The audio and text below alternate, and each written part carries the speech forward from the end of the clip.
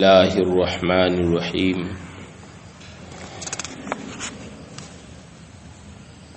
باب سور الہر، بلی کے جوٹے کا بیان۔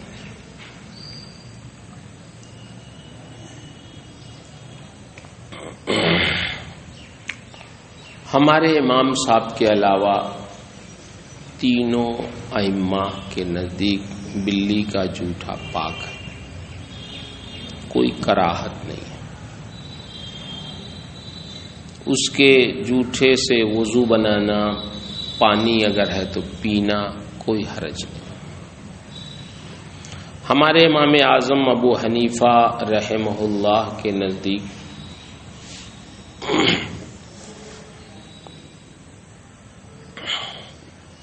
مکروہ ہے اس کا جوٹا۔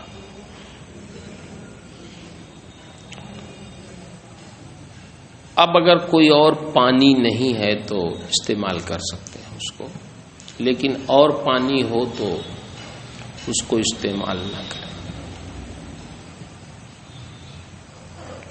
امام اعظم کے دونوں شاگرد صاحبین میں امام ابو یوسف، اور اس میں انہوں نے لکھا ہے کہ امام محمد دونوں انہی لوگوں کی طرف ہیں، صوافے کی طرف ہیں۔ وہ بھی کہتے ہیں کہ کوئی حرج نہیں ہے جوٹے، لیکن امام محمد اپنے مشہور قول کے مطابق امام اعظم کے ساتھ ہیں، کیونکہ موطا امام محمد میں آپ نے پڑھا ہوگا کہ اس میں امام محمد نے آخر میں یہ کہا کہ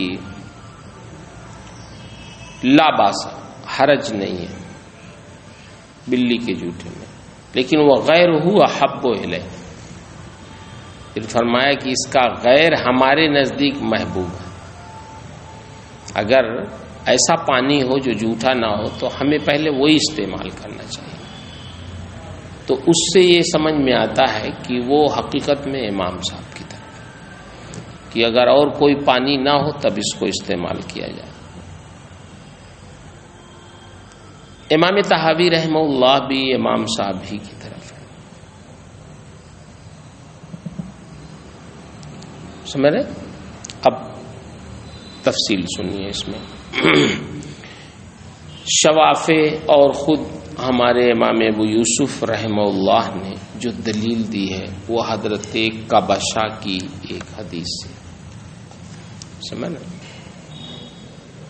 جو ابو قتادہ سے مروی ہے۔ تو وہ ان کبشہ بنت کعب ابن مالک وکانت تحت ابن ابی قتادہ، حضرت کبشہ بنت کعب بن مالک، یہ بیٹی تو تھی حضرت کعب بن مالک کی، لیکن عبداللہ بن ابو قتادہ کی زوجیت میں تھی۔ تحت کا مطلب زوجیت۔ ان ابا قتادہ دخل علیہا فسکبت لہ وضوءا، حضرت ابو قتادہ جو ان کے خسر تھے، کن کے؟ کبشہ کے، یہ ان کے پاس آئے تو انہوں نے، حضرت کبشہ نے حضرت ابو قتادہ کے لیے وضو کا پانی دیا۔ فجاءت ہرہ فشربت منہ، تو بلی آئی اور اس سے پینے لگی۔ فاصغى لها ابو قتادہ الاناء، حضرت ابو قتادہ نے برتن کو اور تھوڑا ٹیڑھا کر دیا، جھکا دیا تاکہ قاعدے سے پی لے۔ حتی شربت، یہاں تک کہ بلی نے پی لی۔ قال کبشہ فرعانی انظر الیہ، تو کبشہ کہتی ہیں کہ ابو قتادہ نے مجھے دیکھا، ہے نا، میں غور سے دیکھ رہی تھی کہ ارے کیا کر رہے ہیں، پانی بلی کو پلا رہے ہیں، ہے نا، تو میں ان کو دیکھ رہی تھی اور وہ مجھے دیکھ رہے تھے، یعنی میں تعجب سے دیکھ رہی تھی تو وہ مجھے میرے تعجب خیز نگاہوں کو دیکھ رہے تھے۔ فقال اتعجبین یا ابنۃ اخی، یہ اہل عرب کی عادت تھی ابنتا اخی کہنے کی، سمجھ رہے؟ اخ فی الصحبہ یا اخ فی الاسلام ہے نا، کہ ابو قتادہ بھی صحابی تھے اور حضرت کعب بن مالک کی وہ بیٹی تھی تو وہ بھی صحابی تھے، تو صحبت میں دونوں برابر تھے، تو اس لیے بھائی تھے، صحبت کے اعتبار سے، صحابی ہونے کے اعتبار سے، یا مسلم ہونے کے اعتبار سے مسلمان تھے، جیسے ہمارے ہاں بھی دوسروں کی بیٹیوں کو بھی بیٹی کہہ دیتے ہیں عمر کے حساب سے، اگر چھوٹی ہے نا۔ تو یہ کہ اے میری بھتیجی کیا تمہیں تعجب ہے؟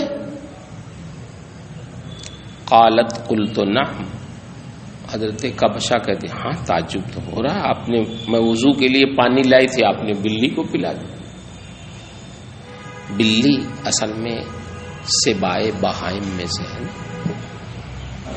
درندوں میں سے، شکار کرتی ہے نا، چوہوں کو پکڑ پکڑ کے کھاتی ہے۔ قال فإن رسول اللہ صلی اللہ علیہ وسلم قال انہا لیست بنجس،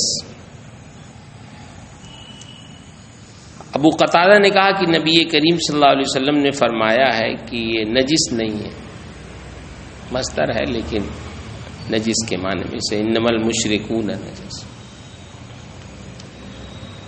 سرکار نے فرمایا نجس نہیں ہے، انہا من الطوافین علیکم اب الطوافات، سرکار نے فرمایا کہ یہ تمہارے پاس چکر لگانے والے جانوروں میں سے ہیں یا طوافات میں سے، بات ہوئی۔ طوافین جیسے انسان لے لیں، خادم، غلام، کہ خادم اور غلاموں کے لیے جو گھر میں آتے جاتے رہتے ہیں تو ان سے بہت زیادہ پردہ نہیں رہتا، اگر بہت زیادہ ان کو اجازت ہر دم لینا پڑے تو پھر وہ ضرر ہوگا، تو بار بار آنے جانے والوں کو کچھ رخصت ہوتی ہے۔ طوافات سے مراد لے لیا جائے کہ حیوانات طوافات، جیسے کتے ہیں اور یہ سارے جانور ہیں آتے جاتے، بکریاں ہیں ہے نا، بھیڑ ہیں، تو انہی کی طرح یہ بھی ہے۔ اچھا، یہ حدیث ہے جس حدیث کی بنیاد پر ہمارے تینوں ائمہ اور خود امام ابو یوسف، امام محمد بھی بقول ایک روایت کے، وہ یہ کہتے ہیں کہ ابو قتادہ کی اس حدیث کی بنیاد پر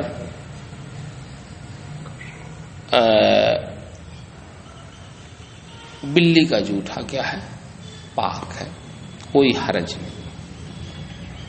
نیچے بھی وہی روایت ہے، سمجھ رہے، لیکن کبشہ سے نہیں ہے، قیس بن ربی نے کعب بن عبد الرحمن سے، انہوں نے اپنے دادا سے، وہی اپنے دادا، ان کے کعب کے دادا وہی ابو قتادہ ہیں، قال رأیتہ یتوضأ فجاء الحر، کعب بن عبد الرحمن بن ابی قتادہ، یہ سمجھ رہے، ہاں، یہ ابو قتادہ کے ایک لڑکے عبد الرحمن تھے، ایک لڑکے عبداللہ تھے، وہ عبداللہ کی زوجیت میں تھی کبشہ۔ قال رأیتہ یتوضأ فجاء الحر فاصغى له حتى شرب من الاناء فقلت یا ابتاه لما تفعل هذا فقال كان النبي صلی اللہ علیہ وسلم يفعله او قال هي من الطوافين علیکم، مفہوم ہوئی ہے۔ ام المومنین حضرت عائشہ کی روایت، ان عائشہ رضی اللہ عنہا قالت کنت اغتسل انا ورسول اللہ صلی اللہ علیہ وسلم من الاناء الواحد، یہ تو آپ نے ترمذی وغیرہ میں بھی پڑھا کہ میں اور سرکار ایک ہی برتن سے غسل کرتے، وقد اصابت الحر منہ قبل ذلك، اس سے پہلے بلی اس سے پی چکی ہوتی پانی، اس برتن سے بلی پانی پی چکی ہوتی اور اس سے ہم لوگ غسل کرتے تھے۔ تو چاہے غسل کریں چاہے وضو کریں، پاک ہوگا تبھی نہ کریں گے۔ تو اس سے سمجھ میں آیا کہ جس برتن سے بلی نے پی لیا تھا تو اس سے سرکار نے غسل کیا ہے، ام المومنین نے بھی کیا ہے، اس کا مطلب یہ ہے کہ اس کے جوٹے میں کوئی حرج نہیں ہے۔ اچھا، ام المومنین کی اس حدیث کو اور بھی کئی سندوں سے انہوں نے ذکر کیا ہے، سمجھ رہے ہیں؟ آگے دیکھیے، ان رسول اللہ صلی اللہ علیہ وسلم کان یشغل انال الہر ويتوضا بفضل، سرکار بلی کے لیے برتن کو ٹیڑھا کر دیتے اور اس کے بچے ہوئے سے کیا کرتے تھے؟ وضو کرتے تھے۔ سمجھ میں آ رہی بات؟ اچھا، قال ابو جعفر، اب کئی چیزیں ہو گئیں، ایک تو ابو قتادہ والی روایت ہوئی، ایک حضرت ام المومنین عائشہ صدیقہ کی روایت۔ امام طحاوی فرماتے ہیں فذهب قوم الى هذه الاثار فلم يروا بسوء الحر باسا، تو کچھ لوگ انہی احادیث کی طرف گئے اور انہی احادیث کی بنیاد پر وہ بلی کے جوٹے میں کوئی حرج نہیں سمجھتے۔ وممن ذهب الى ذلك ابو یوسف و محمد، اور جانے والوں میں سے امام ابو یوسف امام محمد بھی ہیں، اور امام محمد کا جو ذکر ہے وہ ایک روایت کے اعتبار سے ہے، غالب یہی ہے کہ وہ امام اعظم کے ہی ساتھ ہیں۔ وخالفهم فی ذلک آخرون فکرہوہ، اور دوسرے لوگوں نے اس بارے میں مخالفت کی تو مکروہ سمجھا بلی کے جھوٹے کو۔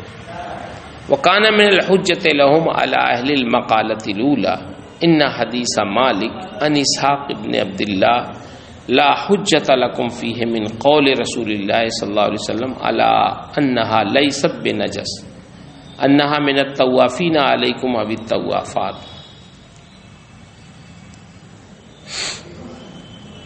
اب اس حدیث کے جملوں پہ کلام نا،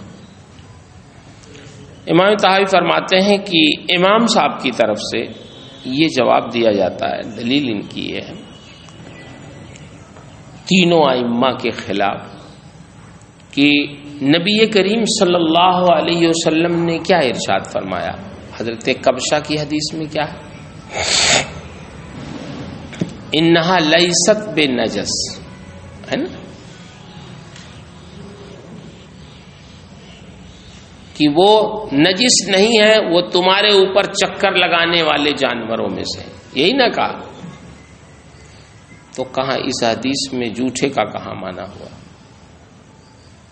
وہ کہتے ہیں کہ یہ تو فعل تو حضرت ابو قتادہ کا نہ تھا، حضرت ابو قتادہ بیان کر رہے ہیں، کام ان کا تھا کہ انہوں نے بلی کو پلایا، پھر یہ کہا کہ سرکار نے فرمایا یہ نجس نہیں ہے، تو نجس نہیں ہے، تمہارے گھروں میں آتے جاتے ہیں، تو اس سے یہ کہاں ثابت ہو گیا کہ اس کا جھوٹا پاک ہے؟ کوئی حرج نہیں۔ یہ بھی ہو سکتا ہے کہ نجس نہیں ہے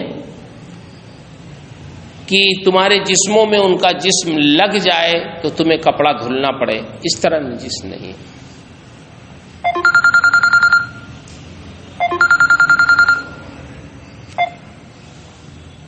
کیا کہہ رہے ہیں؟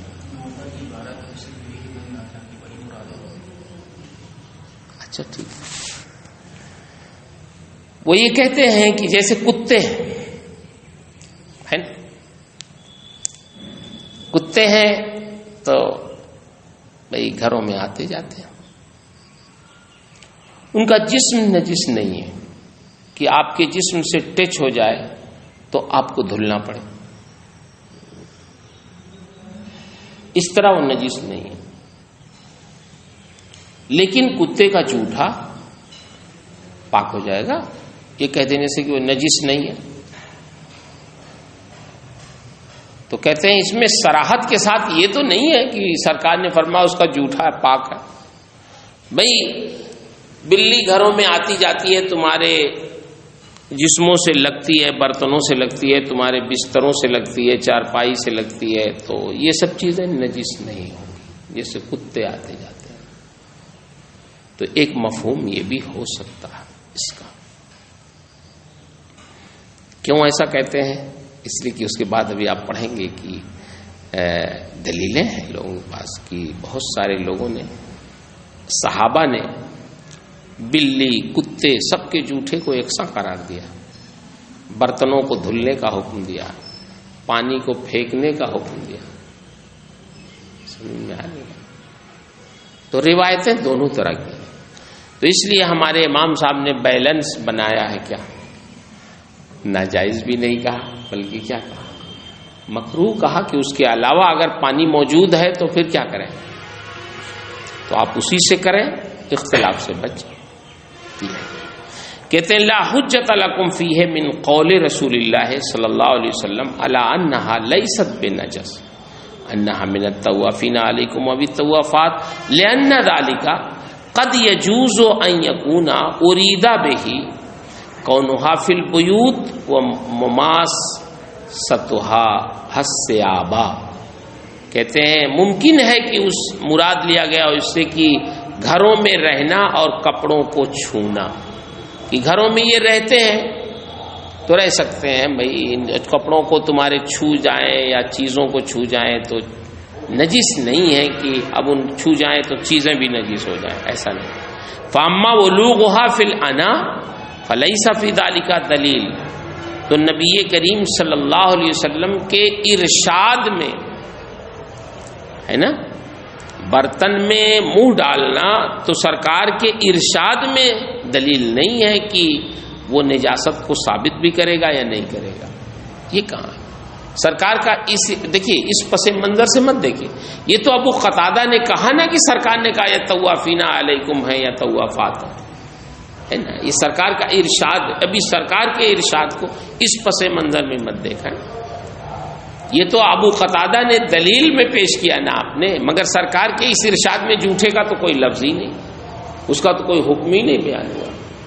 اس سے انہوں نے سمجھا ہے ابو قتادہ نے کہ یہ جھوٹے کے بارے میں پاک. تو وہی کہہ رہے ہیں کہ اس میں تو اس پر کوئی دلیل نہیں کہ وہ پاک ہے ناپاک ہے، کوئی لفظ ہی نہیں ہے، سور کا تو کوئی استعمال ہی نہیں ہوا. یہ بھی ممکن ہے، جو وہ کہہ رہے ہیں وہ بھی ممکن ہے، اور جو ہم کہہ رہے ہیں یہ بھی ممکن ہے. یہ کہنا چاہتے ہیں. ہاں اچھا. وَإِنَّمَا الَّذِي فِي الْحَدِيثِ مِنْ ذَلِكَ ہے نا فعل ابی قتادہ فلا ينبغي ان يحتج من قول رسول اللہ صلی اللہ علیہ وسلم بما قد يحتمل المعنى الذي يحتج به فيه ويحتمل خلافه. کہتے ہیں حدیث شریف میں جو ابو قتادہ کا فعل ہے، اس کی وجہ سے ہے نا کہ انہوں نے برتن ٹیڑھا کیا ہے کیا، کہتے ہیں مناسب نہیں ہے کہ نبی کریم صلی اللہ تعالی علیہ وسلم کے اس قول سے دلیل پیش کی جائے ایسی چیز کے ذریعے کہ جو اس معنی کا بھی احتمال رکھتا ہو اور اس معنی کے خلاف بھی احتمال رکھتا ہو، ہے نا. ابو قتادہ نے دلیل پیش کی ایسے الفاظ سے کہ جو دونوں معنوں کا احتمال رکھتا ہے. تو جب دونوں معنوں کا احتمال رکھتا ہے تو آپ وہ معنی مراد لیں گے، ہم دوسرا معنی مراد لیں گے، تو دلیل کیسے مکمل ہوگی؟ کوئی صریح دلیل بھی نہیں.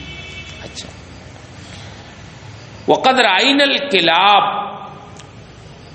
کونہا فی المنازل غیر مکروہ، کونہا فی المنازل غیر مکروہ وسورہا مکروہ. کہتے ہیں ہم دیکھتے ہیں کہ کتوں کا گھروں میں رہنا مکروہ نہیں ہے. سرکار نے جو فرمایا کہ بھئی یہ نجس نہیں ہے، جیسے کتے نجس نہیں ہیں، تو کھیتی کے لیے، حفاظت کے لیے، نگرانی کے لیے کتوں کا رکھنا جائز ہے کہ نہیں ہے؟ بولیے. عام طور سے تو کتوں کو نہیں پالنا چاہیے، جس گھر میں کتے ہوتے ہیں اس میں رحمت کے فرشتے نہیں آتے. لیکن فقہا نے کھیتیوں کی حفاظت کے لیے ہے نا اور گھروں کی نگرانی کے لیے، شکار کے لیے جائز کیا ہے کہ نہیں کیا؟ جائز کیا. تو کہتے ہیں نفس سے کلاب گھروں میں یہ تو مکروہ نہیں ہے، لیکن ان کا جھوٹا مکروہ ہے، ناجائز مکروہ ہے. فقد يجوز ايضا ان يكون ما روي عن رسول الله صلی اللہ علیہ وسلم مما في حديث ابي قتادہ اريد به الكون في المنازل للصيد والحراسه والزرع. کہتے ہیں تو ممکن ہے کہ نبی کریم صلی اللہ علیہ وسلم سے جو مروی ہے ہے نا، ابو قتادہ کی جو حدیث میں ہے اس سے مراد لیا گیا ہو کہ گھروں میں رہنا شکار کے لیے، نگرانی کے لیے، کھیتی کے لیے، جیسے کتوں کا جائز ہے ایسے بلیاں بھی رہ سکتی ہیں. وَلَيْسَ فِي ذَلِكَ دَلِيلٌ عَلَى حُكْمِ سُورِهَا هَلْ هُوَ مَكْرُوهٌ أَمْ لَا. ان الفاظ میں سرکار کے ارشادات میں کہیں کوئی لفظ جھوٹے کا ہے ہی نہیں کہ وہ مکروہ ہے، ناجائز ہے کہ نہیں جائز ہے. اتنا فرمایا کہ یہ نجس نہیں ہے، یہ تمہارے گھروں میں گھومنے والے جانوروں میں سے. لیکن الآثار الاخر عن عائشہ عن رسول اللہ صلی اللہ علیہ وسلم فیہا اباحۃ سورہا. ہاں، ام المومنین کی جو روایت آپ نے پڑھی تو ام المومنین کی روایت میں یہ سمجھ میں آتا ہے کہ وہ فرماتی ہیں کان یسغل اناء للہر ویتوضا بفضل. نہیں سمجھ، اس میں یہ سمجھ میں آتی ہے بات کہ جائز ہے، کیونکہ سرکار پھر اس کے جوٹھے سے وضو کرتے تھے. یا پہلی والی روایت میں ہے کہ ہم دونوں ایک برتن سے غسل کرتے تھے، حالانکہ اس سے پہلے بلی نے اس سے پانی پی لیا ہوتا تھا. تو ان کی اس روایت سے سمجھ میں آتا ہے، اس میں ہے کہ سرکار نے وہ پانی استعمال کیا ہے نا کہ جس سے بلی نے پی لیا تھا. لیکن ان کے والے الفاظ میں تو کہیں نہیں ہے، کوئی جھوٹے کا لفظ نہیں ہے، سور کا لفظ ہی نہیں. اس میں تو ہے، کوئی بتائے. کہتے ہیں لیکن ام المومنین سے جو دوسری احادیث آئی ہیں سرکار کی فیہا اباحۃ سورہا، تو اس میں بلی کے جھوٹے کی اباحت ہے، جواز ہے. فنرید ان ننظر، اب کہتے ہیں اب اس پر ہم کلام کریں گے. فنرید ان ننظر هل روی عن رسول اللہ صلی اللہ علیہ وسلم ما یخالفها. تو اب ہمیں دیکھنا ہے کہ دیکھیں کہ کیا نبی کریم صلی اللہ علیہ وسلم سے اس کے خلاف بھی کچھ مرویات ہیں کہ نہیں ہیں. فنظرنا فی ذلک، تو ہم نے اس میں غور کیا تو یہ حدیث ہمیں ملی حضرت قرہ بن خالد کی. محمد بن سیرین نے روایت کیا حضرت ابو ہریرہ سے، وہ نبی کریم صلی اللہ علیہ وسلم سے روایت کرتے ہیں قال طہور العنا اذا بلغ فیہ الحر ان یغسل مرۃ او مرتين. قرۃ شکا، مرہ کہا یا مرتين کہا کہ برتن کی پاکیزگی، برتن کب پاک ہوتا ہے جب بلی اس میں منہ ڈال دے. کہتے ہیں ایک مرتبہ اس کو دھلا جائے یا 2 مرتبہ دھلا جائے. تو ظاہر بات ہے دھلنے کا حکم سرکار نے کیوں کہا؟ اس کا مطلب یہ ہے کہ اس کا جوٹھا کیا ہے، ناپاک ہے. تبھی تو کہتے ہیں وہذا حدیث متصل الاسناد، ہے نا، اور یہ حدیث متصل السند ہے. اچھا، فیہ خلاف ما فی الآثار الاول، پہلے کی جو احادیث ہے اس کے خلاف اس میں حکم ہے. پہلے والے سے سمجھ میں آتا ہے کہ بھائی پاک ہے، اس میں یہ حکم ہے کہ اس سے میں سمجھ میں آتا ہے ناپاک ہے. وقد فضلھا، ہاں یہ کہتے ہیں یہ کاتب کی غلطی ہے. وقد فضل ھذا الحدیث لصحت اسنادہ، محدثین نے اس حدیث کو فضیلت بخشی ہے لصحت اسنادہ، ہے نا. یہ بھی ہو سکتا ہے کہ اگلی احادیث پر اس کو فضیلت بخشی، آثار اول لے لیں، ہے نا، ہاں سے مراد تو ہو سکتا. لصحت اسنادہ، اس کے سند کی صحت کی بنیاد پر کہ یہ صحت سند کے اعتبار سے یہ زیادہ صحیح ہے ان سے. بلکہ ام المومنین کی جو روایتیں ہیں اس کو محدثین نے ضعیف قرار دیا سند کے اعتبار سے. فَإِنْ كَانَ هَذَا الْأَمْرُ يُؤْخَذُ مِنْ جِهَةِ الْإِسْنَادِ فَإِنَّ الْقَوْلَ بِهَذَا أَوْلَى مِنَ الْقَوْلِ بِمَا خَالَفَهُ. اگر سند کے اعتبار سے اس معاملے کو لیتے ہیں تو اس حدیث پر قول کرنا یہ زیادہ اولا ہے اس سے جو اس کے مخالف ہے، کیونکہ سند اس کی قوی ہے، حدیث متصل ہے. سمجھ رہے؟ فَإِنْ قَالَ قَائِلٌ فَإِنَّ هِشَامَ بْنَ حَسَّانَ قد روا هذا الحدیث عن محمد ابن سیرین فلم يرفعه. کہتے دیکھیے یہ حدیث مرفوع ہے. بقیہ پہلے کی حدیثیں کیا ہیں؟ وہ حضرت ابو قتادہ کا قول تھا نا، فعل تھا نا، وہ سرکار کا، انہوں نے تو بتایا کہ سرکار نے یہ فرمایا. سرکار کا ارشاد بظاہر حدیث مرفوع نہیں. اچھا، اور یہ حدیث مرفوع ہے کہ قال طہور الاناء اذا بلغ فیہ الحر ان یغسل مرۃ او مرتين. سمجھ رہے ہیں؟ اچھا اب ایک اعتراض اس کا جواب دے رہے ہیں، کہتے دیکھیے ذرا اس کی سند پہ غور کیجئے گا. ان قرہ بن خالد قال حدثنا محمد بن سیرین عن ابی ہریرہ عن النبی صلی اللہ علیہ وسلم. حضرت ابو ہریرہ سے کس نے روایت کیا ہے؟ محمد بن سیرین جو تابعی ہیں انہوں نے، ہے نا. تو اس میں یہ کہتے ہیں کہ دیکھیے آپ نے کہا کہ یہ حدیث متصل ہے، لیکن ہشام بن حسان ہی کی روایت ہے. ہشام بن حسان نے جب اس حدیث کو روایت کیا، اس حدیث میں کیا ہے؟ ابو بکرہ نے روایت کیا ہے نا. اور ہشام بن حسان نے جب اس حدیث کو روایت کیا تو انہوں نے بھی موقوف ہی روایت کیا. اس میں اس حدیث کو بجائے مرفوع قرار دینے کے موقوف روایت کیا. حضرت ابو ہریرہ ہی کا قول بتایا اس کو. دیکھیے سند کیا ہے. کہتے ہیں اگر کوئی اعتراض کرے کہ ہشام بن حسان نے جب اس حدیث کو روایت کیا محمد بن سیرین سے فلم یرفعہ، اس میں قرہ نے بیان کیا تھا، قرہ راوی تھے. محمد بن سیرین سے کس نے روایت کیا؟ بولے قرہ بن خالد نے نا. لیکن جب محمد بن سیرین سے حسان، بھائی محمد بن سیرین کے بہت سارے شاگرد تھے، ایک شاگرد قرہ بن خالد ہے، ایک ہے ہشام بن حسان. تو قرہ بن خالد نے جب روایت کیا تو مرفوع روایت کیا، اور ہشام بن حسان نے جب روایت کیا تو موقوف روایت کیا. تو ہو سکتا ہے یہ بھی انہی پہلی والی احادیث کی طرح موقوف ہی ہو. تب کیسے آپ کہیں گے کہ یہ مرفوع ہے، متصل السند ہے؟ نہیں سمجھ رہے؟ کہتے ہیں کہ ایک روایت سے تو یہ بھی موقوفی ہے، تو موقوفی ہونا اس کا بھی ثابت ہوا، گویا حضرت ابو ہریرہ کا ارشاد ہو گیا وہ طہور العنائد والغا فی الہر. تو دونوں تو برابر ہو گئے، پھر افضلیت کیسے ثابت ہوئی؟ وہی کہہ رہے ہیں.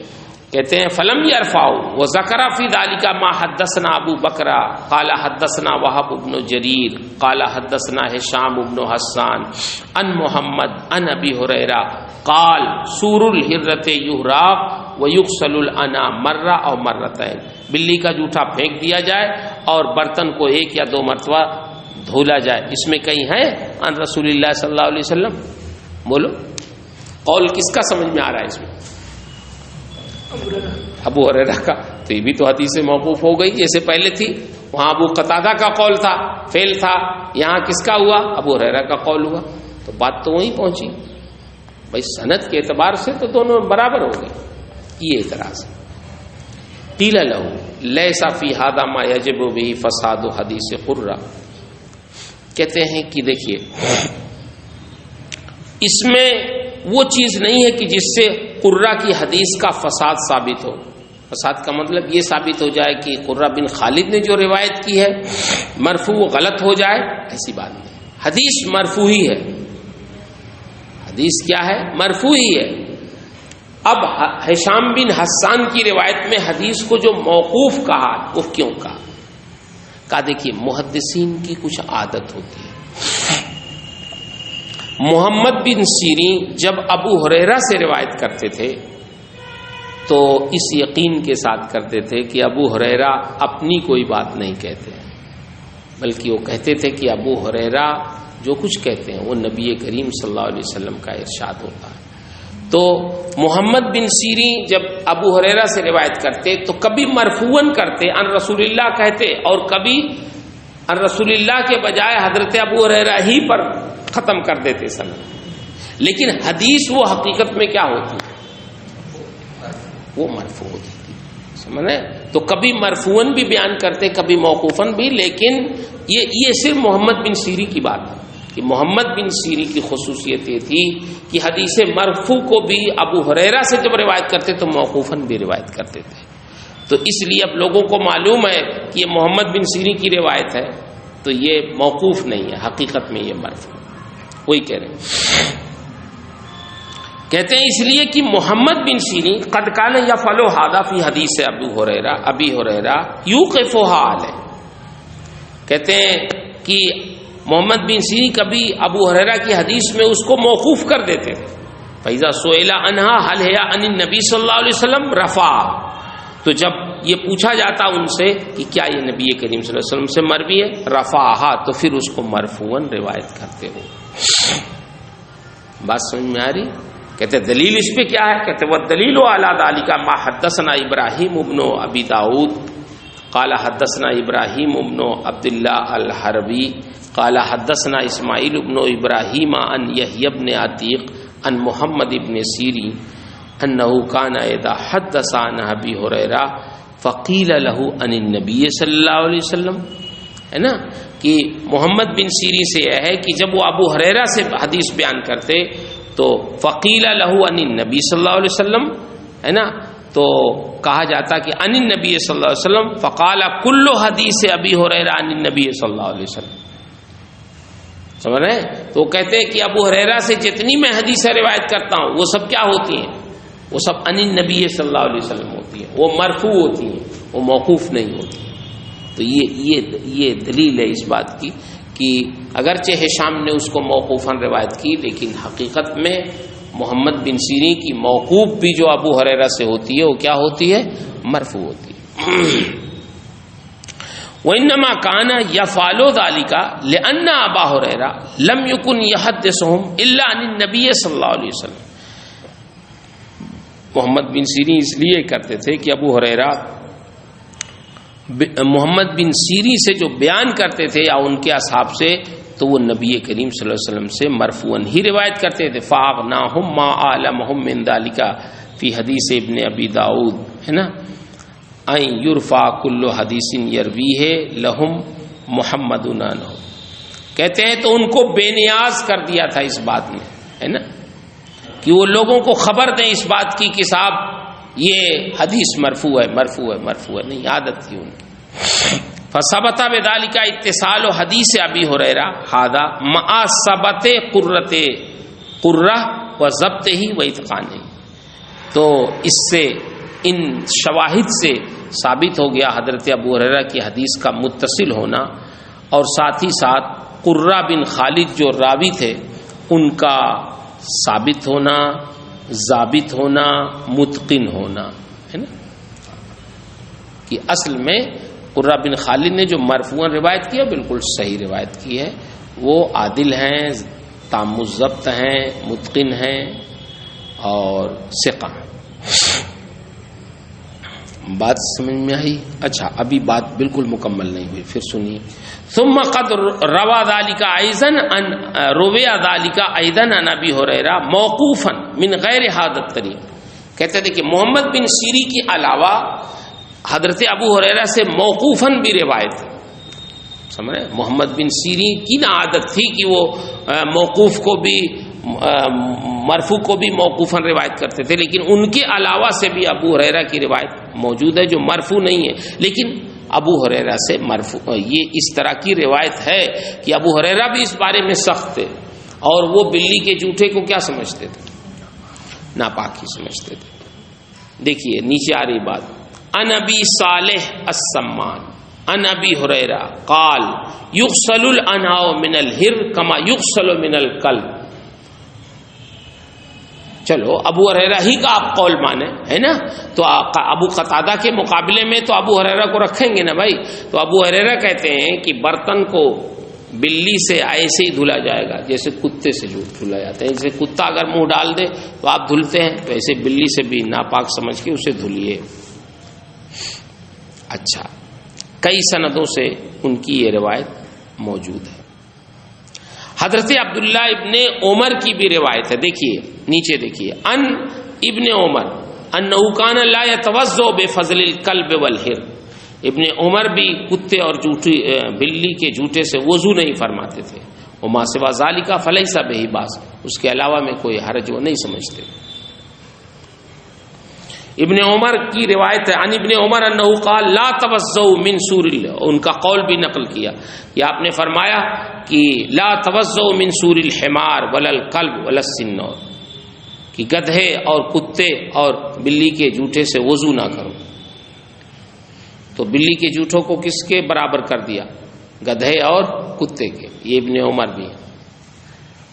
ان قتادہ، حضرت قتادہ کی روایت ہے جو حضرت سعید بن مسیب سے مروی ہے، عن سعید سید التابعین ہے قال اذا ولغ السن فی الانا فاغسله مرتين او ثلاثه، کہ جب بلی منہ ڈال دے برتن میں تو تم اس کو 2 مرتبہ یا 3 مرتبہ دھلو. یہ سعید بن مسیب کا قول ہے. عن الحسن و سعید بن المسیب، حضرت حسن بصری اور سعید بن مسیب دونوں کا قول ہے بلی کے بارے میں. وہ بلی جو برتن میں منہ ڈال دے، قال احدہما یغسلہ مرہ، ان میں سے ایک نے یعنی حسن بصری نے کہا کہ 1 مرتبہ دھلیں، وقال الاخر یغسلہ مرتين، دوسرے نے کہا 2 مرتبہ دھلیں. یعنی سعید بن مسیب نے کہا کہ 2 مرتبہ دھلیں. ایک سے مراد پہلے والے ہیں حسن بصری، اور دوسرے سے مراد کیا ہے؟ حضرت سعید بن مسیب. بہرحال 1 مرتبہ دھلیں یا 2 مرتبہ، لیکن اس کا مطلب ہے کہ ان کے نزدیک بھی اس کا جوٹا کیا ہے نا، ہاں پاک نہیں ہے.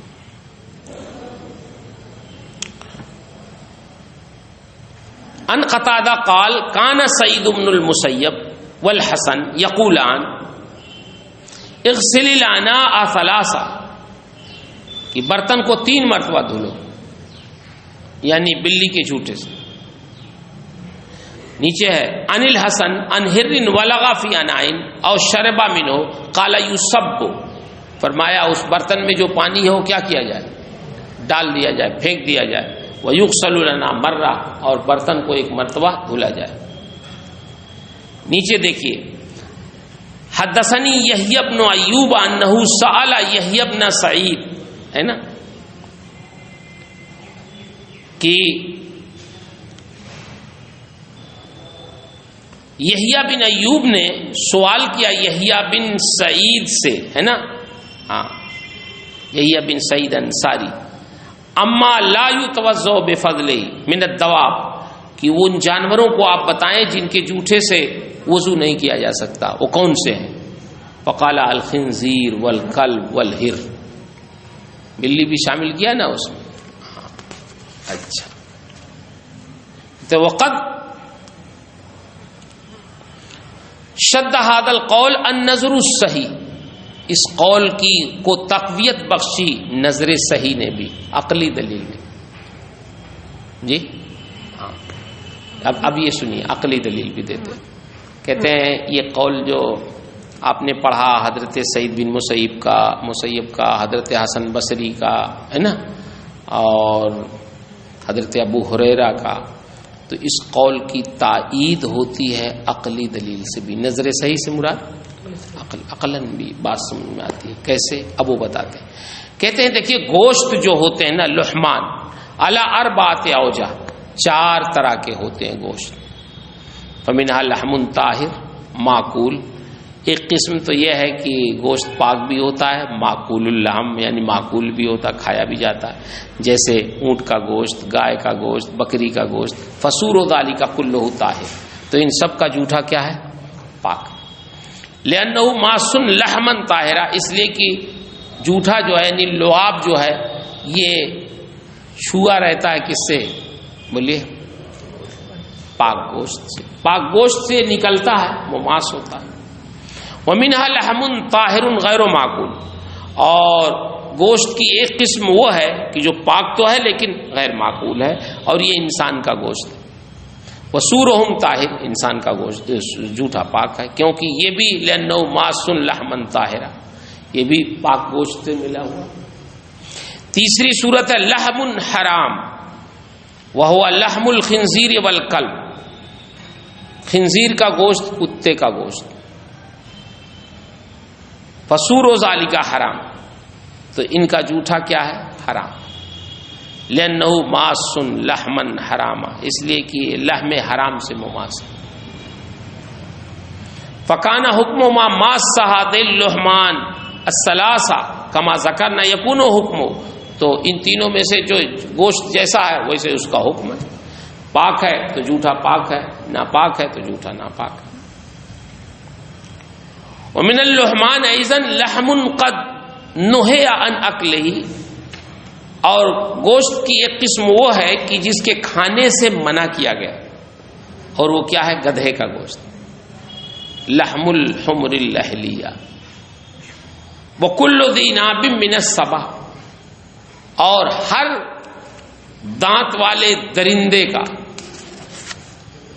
ہے نا، من ذالک السنور، اسی میں سے کیا ہے؟ بلی بھی ہے۔